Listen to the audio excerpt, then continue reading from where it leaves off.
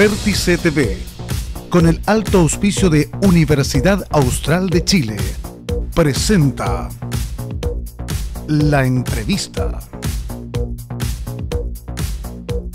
con el periodista Juan Osvaldo Mora.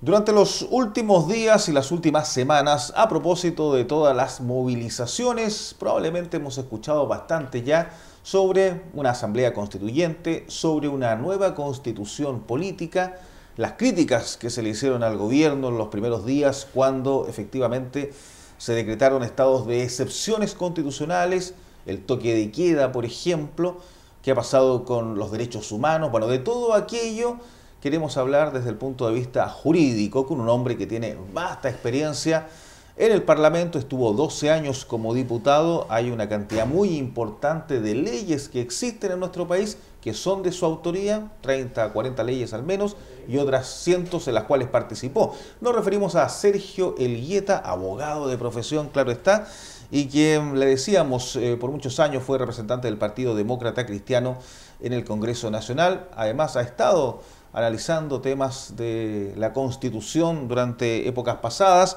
ha estado en comisiones de análisis, efectivamente.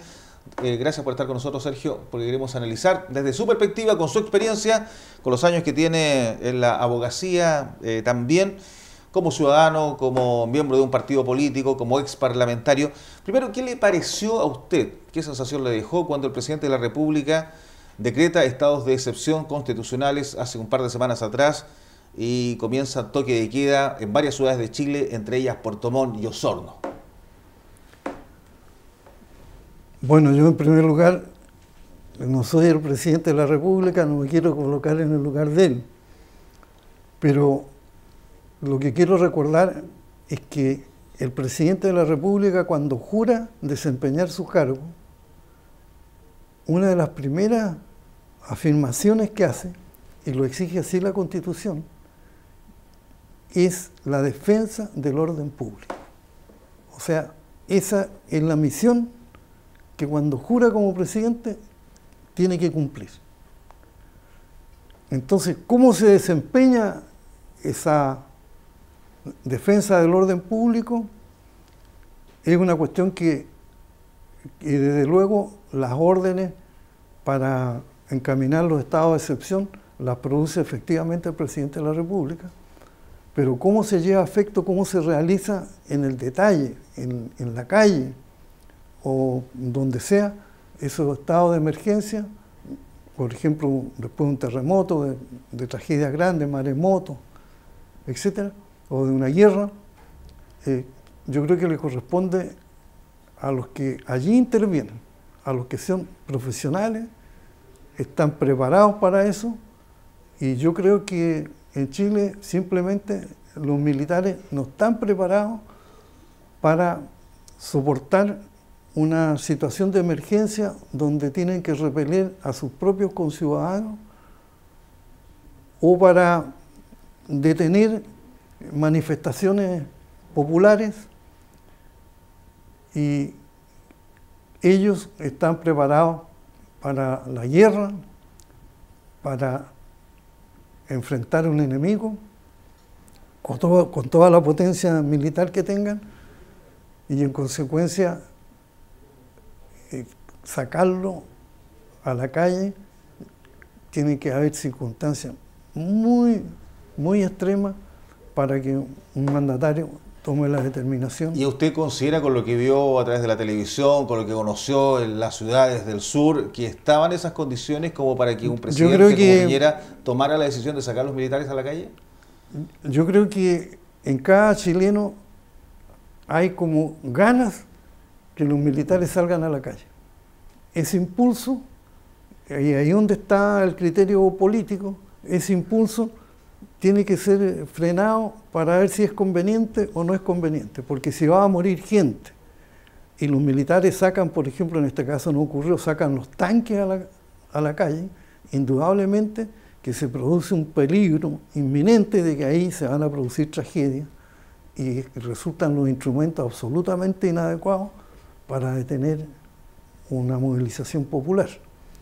De tal manera que es una decisión bastante difícil, muy compleja, y yo, si estuviera en el lugar del presidente, habría consultado previamente a mis asesores o con las personas que estén a mi lado, si se están produciendo situaciones de tal envergadura que justificarían emplear la potencia de los militares. Claro, bueno, la justificación de muchos fue justamente de los partidos de gobierno que Carabineros estaba sobrepasado, que se estaban quemando por eso que, 70 estaciones por eso de que metro. yo digo que hay distintos impulsos. Uh-huh.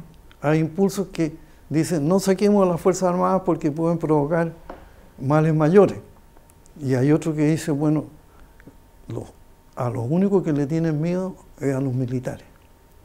Y entonces en muchas cabezas está rondando la experiencia que tuvimos, la mala experiencia que tuvimos de la dictadura, de claro. La dictadura militar, y en consecuencia esta olla Mármico, que estuvo ahí 17 años, ¿cierto?, de repente estalló. Y ahí los militares comprometidos con distintos problemas judiciales, sean los que están en Punta de Peuco, sean los que están inmersos en los desfalcos o defraudaciones al Estado, como que perdieron un determinado impulso, y eso yo creo que era muy difícil controlar por parte de la autoridad. De tal manera que exceso iban a haber. Ahora, con su experiencia también de abogado, que muchos años estuvo en la defensa de los derechos humanos, en la época de la dictadura, ¿qué le pareció lo que ha ocurrido post justamente esta situación? Una vez que salen los militares a la calle, hay personas fallecidas, algunas con responsabilidad, hay nombres ya de uniformados que están detenidos, hay otras personas que se están investigando aquellos casos. ¿Qué le pareció aquello como abogado? No es por dar consejo, pero les recomendaría mucho leer un libro bastante antiguo que se llama La psicología de las multitudes, que lo escribió un francés, Charles Le Bon, y que comentó Segismundo Freud. Ahí se analiza cuál es la índole de una multitud, de una muchedumbre, que es apasionada, es emocional, no tiene freno, es provocativa, es capaz de actitudes heroicas, de actitudes solidarias, y que si fuera tomada la persona en singular, a lo mejor no haría eso, porque es una persona educada. Pero dice Gustave Le Bon, 3 científicos constituyen una masa.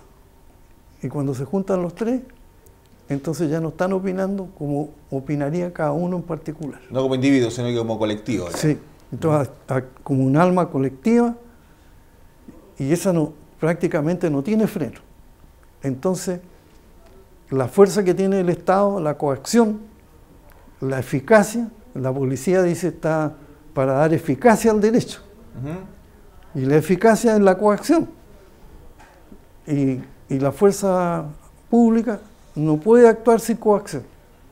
No es una fuerza predicadora, no es una fuerza espiritual que con solo hablar convenza a la multitud de que está equivocada.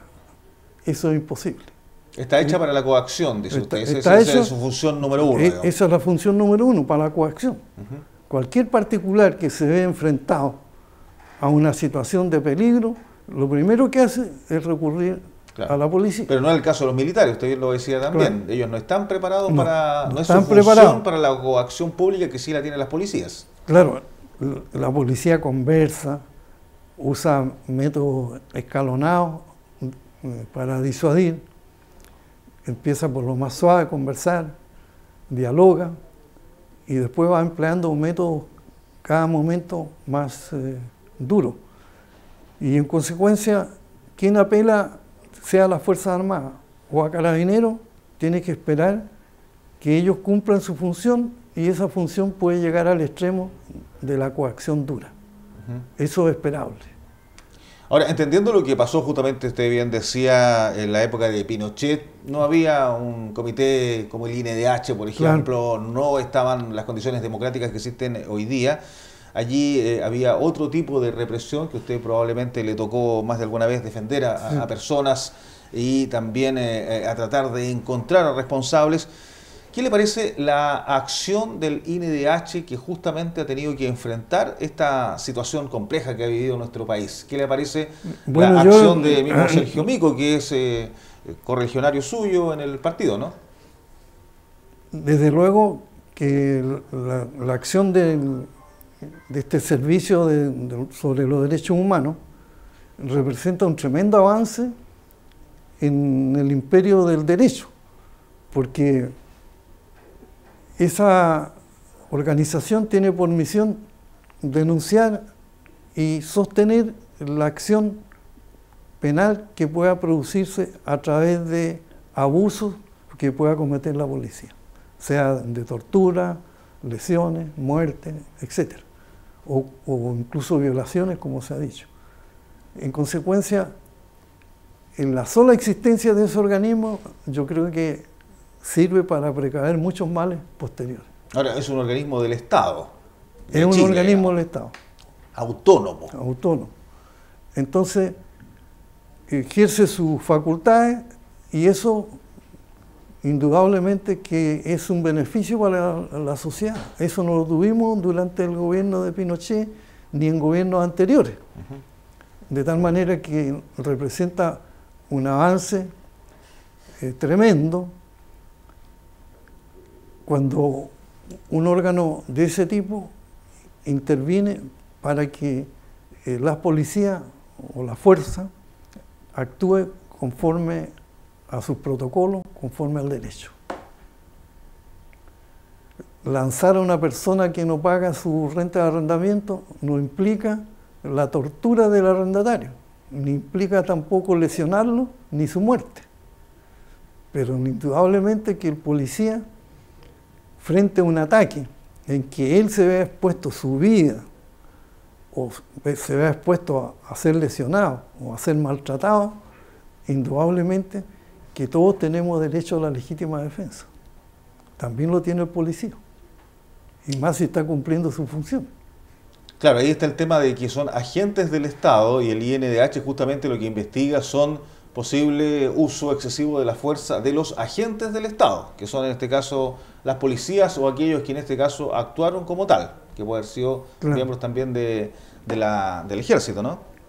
Yo recuerdo que durante el gobierno de Salvador Allende, el Mercurio mostró muchas veces una foto en que un carabinero estaba agazapado y con sus manos levantadas tratando de evitar un garrotazo de un manifestante. Pero resulta que después apareció otra foto donde era el carabinero el que le estaba pegando al manifestante. Entonces, como se ha visto en estos días, le dan un nombre inglés a la figura, pero hay también falsificaciones de escenas que se muestran en que la policía aparece agrediendo a alguien y resulta que esas son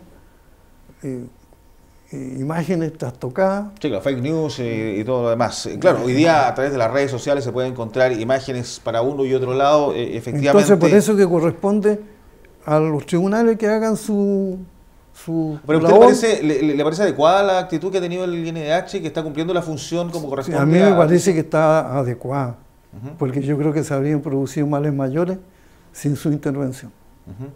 Es disuasiva la intervención de este organismo, porque le recuerda claramente a la policía cuáles son sus deberes, cómo tiene que actuar. Han salido frases que se han ido aclarando, otras que se han ido desdiciendo sobre el tema de la violación sistemática a los derechos humanos en Chile antes de lo que ha ocurrido durante estas últimas semanas. ¿Usted comparte aquello? En algún momento el propio para mí dijo que no, pero luego se anduvo desdiciendo porque otros miembros del mismo organismo se generó una cierta polémica con aquello. Para mí lo sistemático significaría que el carabinero recibe órdenes o decide él mismo arremeter con violencia en contra de los manifestantes. Y nadie hasta la fecha ha podido demostrar de que eso existe. Al contrario, los altos jefes generales del Cuerpo de Carabineros lo han desmentido. Y en consecuencia, no es solo por el apoyo que le dan a su gente, porque ¿qué pasaría, yo pregunto, si el presidente de la República ordena disolver una manifestación, porque se está invadiendo, por ejemplo, la Moneda, y los carabineros permanecen impávidos, no pueden tocar a nadie, invaden la Moneda y la Moneda puede arder de nuevo, como ardió en el tiempo de Salvador Allende cuando los carabineros se retiraron? ¿Y qué pasaría en una situación de esa naturaleza si los carabineros le dicen al presidente: nosotros no podemos cumplir esa misión y nos vamos a nuestros cuarteles? ¿La ciudadanía aguantaría eso? ¿Tendríamos funcionarios negándose a cumplir la misión que se le confió? Yo creo que ahí hay que estar a lo que resuelvan los tribunales. Eso tiene que ser investigado y de acuerdo a esos resultados hablemos. Porque a veces las meras denuncias son eso, son denuncias. Pero ¿cuántos terminan en condena? ¿Cuántos terminan infraccionados? ¿Cuántos terminan multados? ¿Cuántos terminan fuera de su cargo? ¿Cuántas de esas cosas se comprueban? Entonces, todas las denuncias hay que recogerlas. Ahora, Sergio, ya no solo como abogado, aun cuando usted tiene una vasta experiencia allí constitucional respecto a los temas que han marcado sin duda las últimas décadas de la política chilena, entendiendo que usted además tuvo 12 años de congresista como diputado, como parlamentario, decíamos autor de muchas leyes, participando en otras. ¿Qué le ha parecido a usted lo que ha ocurrido en Chile durante estas últimas 3 semanas? En pocas palabras, claro está, así para que partamos con esa definición hacia lo que quiero llevarlo, que es justamente al tema de una nueva constitución, de una asamblea constituyente. Yo creo que lo que ha ocurrido es una gigantesca manifestación de masa que necesariamente afecta no solo a la economía, sino que también en general al sistema político del país. Entonces hoy día todas las instituciones están en tela de juicio. Entonces está la Iglesia Católica, están los militares, están los carabineros, están los funcionarios públicos, ¿para qué decir el Poder Judicial también? Y en consecuencia hay un malestar y al mismo tiempo una especie de fobia contra todo lo que sea poder, contra todo lo que sea autoridad. Entonces, los hijos están contra los padres, el alumno está contra los profesores están contra el rector, los funcionarios municipales contra el alcalde, y así sucesivamente va escalando, porque nuestra sociedad, hoy día mucho mejor preparada, mucho más ilustrada, mucho más convencida por las imágenes que transmite la televisión. La televisión, estaba leyendo a Sartori, el Homo Videns, la gente no lee, pero ve las imágenes y son las imágenes las que quedan. Y en consecuencia, todo ese cúmulo de factores hace que hoy día no se soporten las injurias que antes se soportaban. La sociedad está mucho más empoderada, que es una palabra que se ha ido creando ahí en el tiempo. Yo diría que no tan empoderada, sino que está más delicada. Más delicada. O sea, la finura, antes verdaderamente nuestra clase media para abajo era, y la clase de abajo es maltratada. Yo cuando estaba legislando en el Congreso, escuchaba: pongamos las penas más duras, creemos delitos nuevos. Los que proponen eso piensan que ellos nunca van a caer presos. Ellos nunca van a sufrir la detención. Pero cuando lo sufren, no quieren estar ni un minuto presos. Entonces, como decía Cervantes, aconsejaba a Sancho, cuando lo nombró gobernador de la ínsula, le dijo: no hagas pragmática muy dura, porque te puede pasar lo que le pasó a la rana, que todos creían en el río que era el rey. Y cuando la rana se subió a un tronco que estaba flotando, todas las demás ranas se subieron y resulta que el tronco no era rey y todas se defecaron sobre el rey. Entonces acá pasa lo mismo. Cuando se hacen leyes demasiado drásticas, muy duras, los legisladores piensan que a ellos nunca les va a tocar. Esos actos los cometen otros, nosotros no. Pero cuando les toca, entonces no quieren recibir en ningún momento ese castigo, ni un segundo. Entonces por eso es que hay que tener también equilibrio, delicadeza, y pensar que todos somos seres humanos, todos tenemos derecho a rehabilitarnos, y no podemos tener en esa misma vía cárceles como la que actualmente tenemos. Yo creo que cuando tenemos aquí en Puerto Montt una cárcel para 3.000 prisioneros, y resulta que Puerto Vara no tiene cárcel, Calbuco no tiene cárcel, ¿no sería mejor una de 300, hacerlo a escala humana? Y no tener una especie de fiera encerrada, y en consecuencia... Que es mucho más masiva, que es mucho más compleja. Eso tiende a originar odio, rabia, y rompe los equilibrios que antes se conocían entre el padre y el hijo, entre los educadores y el discípulo. Y esa diferencia se van rompiendo. Claro, vemos lo que está pasando en los liceos. Claro, con lo que está establecido. Ahora, Sergio, con su experiencia también en términos de las constituciones, se ha hablado bastante ahora de generar una asamblea constituyente, derechamente, y pareciese que hay consenso en el mundo político, hasta el propio gobierno se ha abierto a la probabilidad de una nueva constitución política para el país. Con su experiencia, ¿es viable en cuánto tiempo a través de una asamblea constituyente? Porque Chile, sus constituciones anteriores nunca han surgido de una asamblea constituyente. No, siempre fueron de procesos medios dramáticos, o al menos duros. Claro. Yo opino que una asamblea constituyente es de un trabajo muy lento, fatigoso y prolongado. Entonces los que creen que de aquí a 60 días le están exigiendo al gobierno una asamblea constituyente, ¿qué es lo que se le está exigiendo? ¿Que se cree ese órgano o que haya una nueva constitución? Porque es distinto decir yo quiero una asamblea constituyente a decir yo quiero una nueva constitución. Claro. Con la actual constitución, con las actuales leyes, por ejemplo, ¿cómo se debería crear una asamblea constituyente? Tendría que introducirse una norma que modificara la constitución política.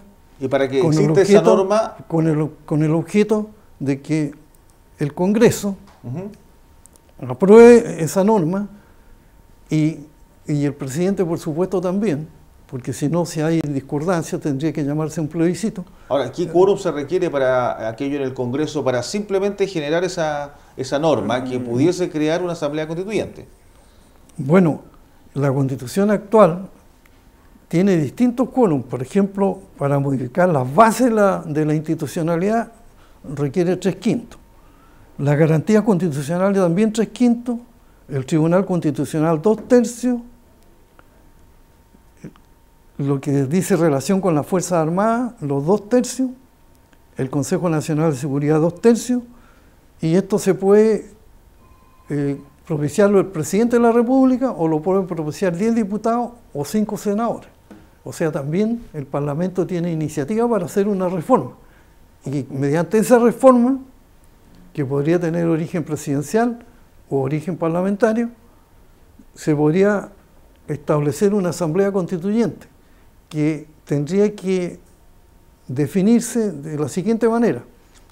créase una asamblea constituyente compuesta, supongamos, por 150 miembros, para que preparen, redacten y sometan posteriormente a plebiscito la constitución que ellos estudien. Y por lo tanto, esas personas que componen la Asamblea Constituyente deben quedar definidas en esa propuesta. ¿Quiénes la compondrían, por ejemplo? ¿Cuántas su número? Ellas no quedarían, esa Asamblea Constituyente tendría que ser elegida por el pueblo. Entonces, esa propuesta se elegirá una Asamblea Constituyente, para lo cual el presidente de la República, en el plazo de 60 días, podría llamar a la Constitución de una Asamblea Constituyente. Y esa Asamblea Constituyente estaría conformada de acuerdo con propuestas de una época del general Pinochet por el grupo de los 24. Estaría compuesta por 150 miembros que se elegirían de acuerdo a los requisitos que se exigen para ser diputado. O sea, en vez con una Cámara de Diputados serían 150 miembros y estarían abocados. Eso tendría que ser una elección popular completa. Completa. En la misma forma que se eligen los diputados, se elegirían esos 150 y esas personas tendrían un plazo, que pueden ser 60 días, 90 días o un año, para elaborar una nueva constitución. Para la redacción de la nueva constitución. La nueva constitución. Esos 150 lo podrían redactar. Y una vez que la constitución está redactada, ¿qué ocurre? Se somete a plebiscito. Perfecto. Ese debería ser el proceso. Entonces, esa asamblea constituyente a lo mejor puede tener tres formas de constituciones distintas. Entonces se sometería a plebiscito la A, la B y la C. Y en consecuencia, eso toma un tiempo, yo le calculo, no menos de 2 años. O sea, desde que se hiciese este proyecto en el Congreso, claro, si someterlo hoy, hasta que sea plebiscitada, pasando por toda la asamblea, como usted dice, entonces, 2 años fácil. Claro, a lo mejor ese proyecto puede resultar mucho más perfecto porque habría una representación distinta a la de la clase política actual. Pero sería muy dilatado. Pero sería inédito para Chile, porque una constitución nacería de una asamblea constituyente. Claro, en cambio, con el sistema actual, el Congreso podría hacer de asamblea constituyente, porque ya está elegido, fue elegido popularmente, y ellos podrían redactar a través de un proyecto que envíe el presidente de la República. Que es un poco lo que ha dicho el presidente de la República. Ha dicho que se abre la posibilidad de una nueva constitución, pero eso debería hacerse a través del Congreso. Creo que eso fue lo que yo entendí. Claro, sí, hay que imaginarse el tiempo que tomaría si nosotros conocimos que cuando se estableció el gobierno militar, nombró una comisión constituyente. Esa comisión duró prácticamente 8 o 9 años estudiando una nueva constitución. Y el año 1980 se sometió a plebiscito. Se plebiscitó, claro. Y se reformó el año 89. Y esa comisión, que duró 6 o 7 años en redactar, eran puros expertos. Y en cambio acá en una asamblea constituyente pueden haber de toda clase de personas, cualquier ciudadano que sepa leer y escribir y que esté inscrito en los registros electorales. Que no necesariamente puede salir de leyes. Claro. Y el tema de la redacción sería, usted dice, más complejo probablemente, mucho más representativo, pero más complejo en el trabajo en sí. Habría muchas ideas, pero para ordenar esas ideas y darle forma a las instituciones, porque una constitución política fundamentalmente establece 3 cosas. En primer lugar, establece los poderes del Estado. En segundo lugar, establece las garantías individuales. Y en tercer lugar, señala cómo van a funcionar estos poderes. En Chile nosotros tenemos, yo creo que pocos han reparado en eso, nosotros tenemos prácticamente un zar en Chile. El presidente de la República, como fue emanada esta constitución de una dictadura, está colocado en la cima y nombra a todos los funcionarios públicos. nombra a todos los diplomáticos. Claro, el jefe de Estado, el jefe de gobierno, conduce las relaciones exteriores, declara la guerra con autorización del Congreso, maneja la ley de presupuesto, la ley más importante de Chile, la que maneja o administra más recursos. La ley de presupuesto es de iniciativa exclusiva del presidente de la República, y todos los gastos económicos que pueda o tenga que sufragar para instalar una institución, necesariamente tiene que tener iniciativa del presidencial. Del presidente de la República. Claro, por eso usted dice es como un saga en el sentido de la alta concentración de poder que el presidente tiene derecho a vetar. Claro. Entonces puede vetar una ley, y los vetos pueden ser de distintas clases. Y entonces tiene un poder gigantesco. Suprapoder. Entonces, por eso es que muchos han incursionado sobre la idea de tener un gobierno semipresidencial. O sea, que el presidente de la República sea el que une a los chilenos y el que gobierna a otro. Entonces, y cuando hay una crisis... Claro, como ocurre en varias democracias europeas. Cuando hay una crisis como esta, el Parlamento lo saca al jefe de gobierno y se acaba la cuestión. Claro, entonces, claro. nosotros no tenemos ese sistema. Y yo creo que acá en Chile sería conveniente. Incluso acá en Chile deberíamos elegir un vicepresidente. Claro, hoy no existe la figura, solo cuando sale el presidente de fuera de las fronteras de Chile, el ministro del Interior asume ese cargo, pero se le avisa incluso... Como anécdota, cuando el presidente va saliendo, se avisa por teléfono o por radio desde el avión, salió a la frontera e inmediatamente pasa a ser el ministro del Interior, el vicepresidente, pero no se elige como en Estados Unidos, que tiene una connotación distinta. Cuando yo estuve en la Cámara de Diputados, el primer año que llegamos con todo el entusiasmo, después de esa tremenda brecha en que el Congreso no operó, en realidad fundamos el Congreso de nuevo. Claro. Entonces, presentamos varios proyectos de reforma constitucional, entre uno de los cuales, que es importante, el plebiscito. En ciertas materias, yo creo que nosotros tenemos varios problemas que son muy cruciales y que el Congreso no lo va a poder resolver. Y que va a ser difícil. Y que debían plebiscitarse por lo menos. Y entonces hay que recurrir al pueblo para que lo decida. Por ejemplo, nuestras relaciones con Bolivia. Hay gente que en Chile dice, démosle a Bolivia un puerto con soberanía.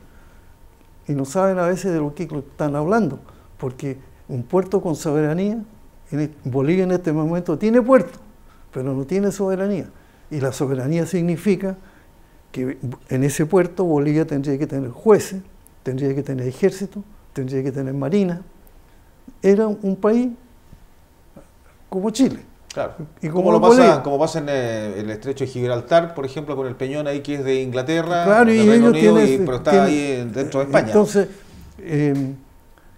resulta que ese es un problema, un nudo gordiano que tiene Chile y no se puede deshacer. Entonces hay que llevar al pueblo, desatar el nudo gordiano. Sergio, justamente... Hay varios claro, ahora en este caso, ya para cerrar, nos hemos pasado un poco de los indígenas. Claro, nos hemos pasado un poco en el tiempo, Sergio, pero bien vale la pena la conversación para tener más antecedentes de qué se debe hacer o cómo se debería hacer legalmente, constitucionalmente, cuando se está hablando de una asamblea constituyente, de una nueva constitución, tal como él lo decía, o esto se hace en el Congreso, con los constituyentes, que son los parlamentarios actuales, o se elige una asamblea, pero eso es un largo proceso, bien lo decía, que puede durar 2 años desde que se reforma con quórum alto, digamos, dentro del Congreso para llamar a esa asamblea, elegir a los miembros y luego que ellos redacten una nueva constitución y finalmente plebiscitarla. Ahora, ¿cómo se sale de lo que está viviendo hoy día el país? Entendiendo que aquí hay una serie también de solicitudes que se le están haciendo al Ejecutivo, que están surgiendo incluso de los denominados cabildos, que hoy día se están generando a través de ONGs, a través de partidos políticos, de municipios, de diversas organizaciones sociales. Ahí están priorizándose varios elementos que está solicitando la gente en esta agenda social que se ha hablado. Pero ¿cómo se logra establecer un diálogo con el gobierno cuando no hay hoy día prácticamente interlocutores válidos, cuando los partidos no están con probablemente el respaldo ciudadano que tenían. Están desacreditadas instituciones como la Iglesia y como otras más, digamos. ¿Cómo se sale de la situación en que está hoy día el país? Sergio, ya para finalizar la conversación.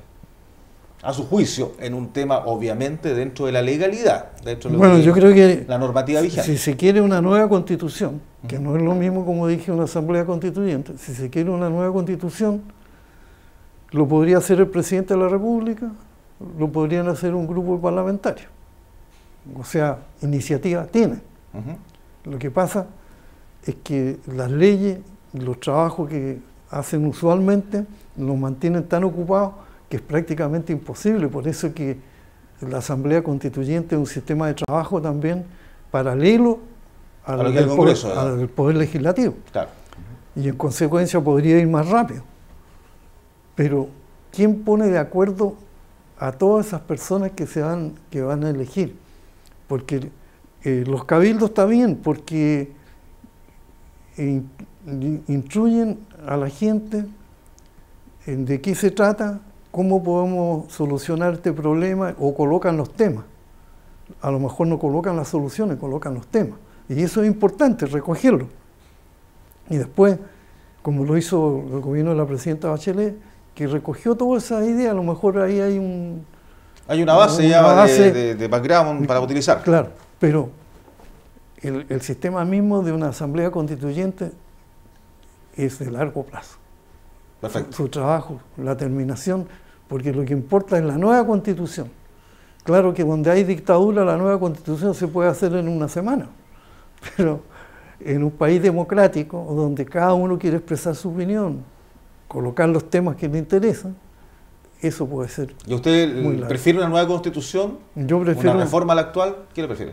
Yo prefiero una nueva constitución porque lo que está en el fondo de la constitución militar fue que un respeto absoluto a la propiedad privada. El Estado es subsidiario, que lo que importa es el desarrollo económico más que los derechos sociales. Entonces, cuando no tiene el plebiscito, cuando no tiene la iniciativa popular, que es un elemento que yo mismo con otros colegas presentamos el año 90. O sea que un grupo grande, en Uruguay son 500.000 firmas, pueden presentar proyectos de ley y el Congreso está obligado a debatirlo. En Chile no existe la iniciativa popular. ¿Y por qué no puede existir en Chile? Sobre cualquier tema.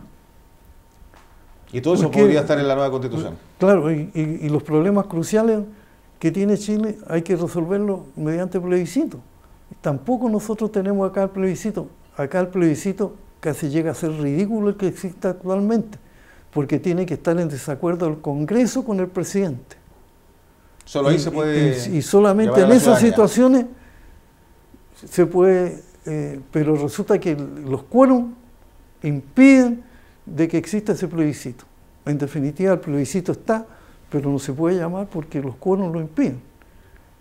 En consecuencia, el plebiscito debe establecerse para ciertos temas que podrían estar también en la Constitución y que lo llame el presidente de la República para definirlo. Yo pongo el caso de los límites en el norte con Bolivia, claro. El caso de la Araucanía.